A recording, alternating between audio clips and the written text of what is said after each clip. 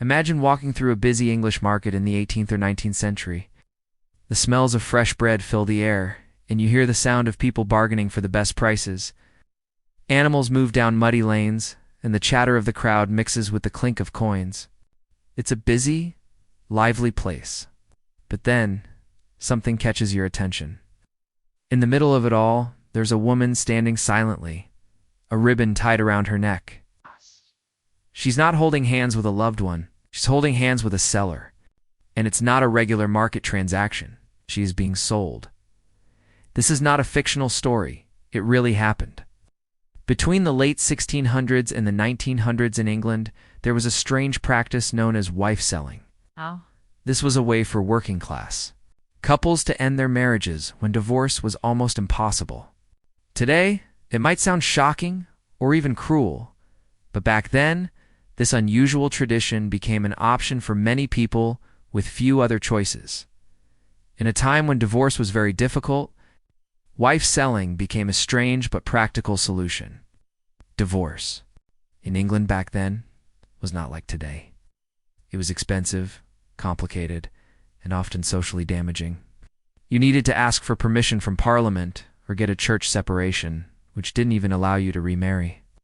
Getting a divorce was out of reach for most people, especially working-class couples who didn't have money for legal fees. So wife selling became a way for couples to go their separate ways when they couldn't do it through the law.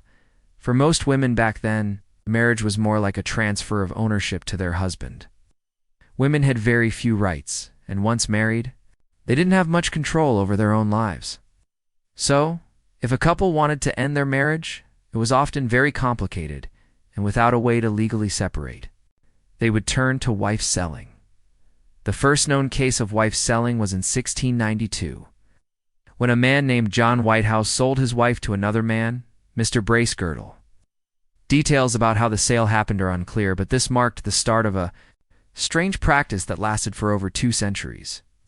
While the sale was never officially recognized by the law, it was tolerated and understood by people as a kind of ritual, not a real legal transaction.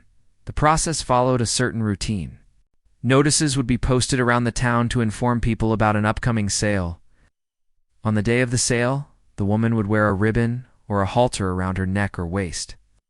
This was symbolic, not restrictive. Then she would be led to a public space like a market square, a tavern yard, or even the steps of a courthouse. There the woman would be tied to a post, and a public sale would take place. The highest bidder, often her new lover, would then take her away. Even though this sounds cruel, many of these sales were actually mutual decisions between the couple. In many cases, they were not forced or violent. The sale allowed the couple to move on with their lives in a society that offered few other options. Some women even had a say in who would buy them. In some cases, they had already been living with the new buyer before the sale took place.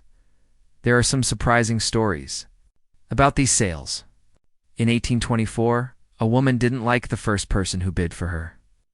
She asked for another auction, and this time, she accepted a lower bid along with a quart of ale, as long as it came from someone she liked. This shows that the process wasn't always just about money. It had some strange elements of performance and personal choice. These public sales had a deeper meaning than people might realize. In a society where reputation was everything, these sales acted as a clear and public declaration that the marriage was over. By leading the woman with a ribbon or halter, both the husband and wife made it clear to the community that they were no longer connected. It was a way for them to move on from the relationship and end any responsibilities, like debts, that came with marriage. Some of these sales had surprising details. In 1815, a man named John Osborne sold his wife and child for £1 in a tavern, because there was no market that day. Later that year, another woman was sold for 50 guineas and a horse.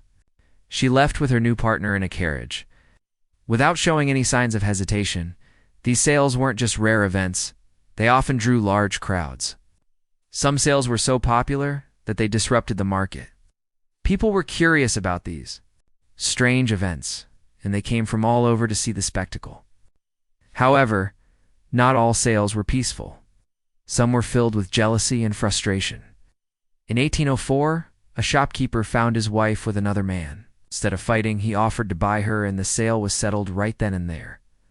But not all sales were agreeable. In 1766, a carpenter in Swack sold his wife during a drunken fit at an alehouse.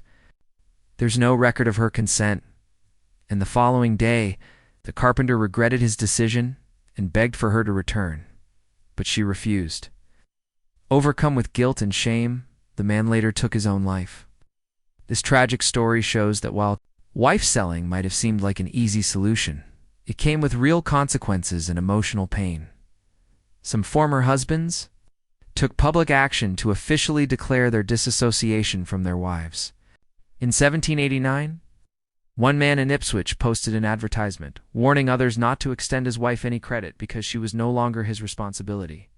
These actions weren't legally binding, but they were understood by society. Pubs and inns became commonplaces for these sales, especially in Sussex. These sales were often paid for not just with money, but with drinks. In 1898, a wife was sold for 7 shillings and a quart of beer.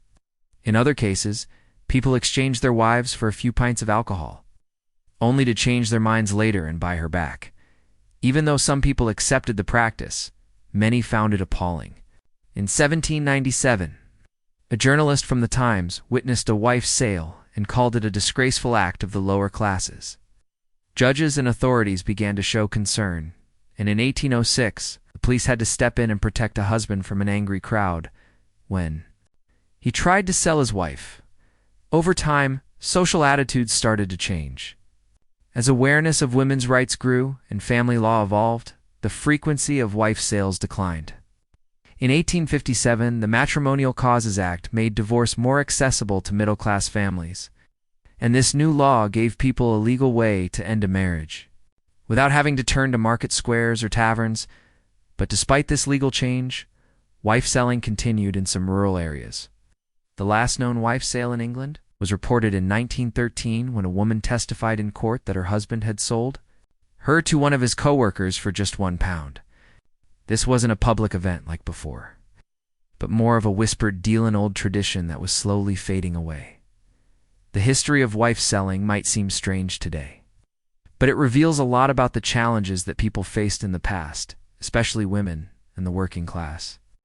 For those stuck in a difficult marriage with no way to get out, wife selling was a strange form of closure and independence. It was their way of reclaiming control in a society that offered them very few choices.